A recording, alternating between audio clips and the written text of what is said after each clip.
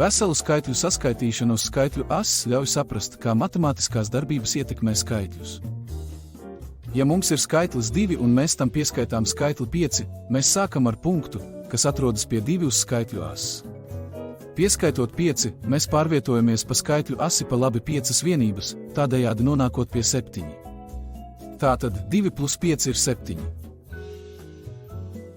Ja mums ir skaitlis 5 un mēs tam pieskaitām skaitli -3, mēs sākam ar punktu, kas atrodas pie 5 uz skaitļu ases, pieskaitot -3, mēs pārvietojamies pa kreisi uz skaitļu asi 3 vienības, tādējādi nonākot pie 2. Tātad 5 plus -3 ir 2. Atrisini patstāvīgi šo un skaties tālāk.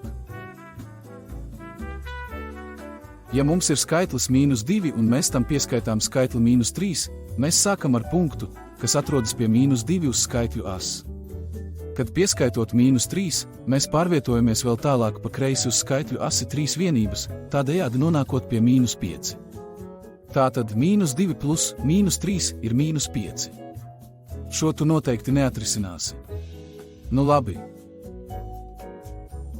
Nu mums ir jāpieskaita vairāki skaitļi, piemēram 3 plus 2 plus -1, mēs vienkārši sākam pie 3, pārvietojamies pa labi 2 vienības, tādējādi nonākot pie 5, tad pārvietojamies pa kreisi 1 vienību, nonākot pie 4.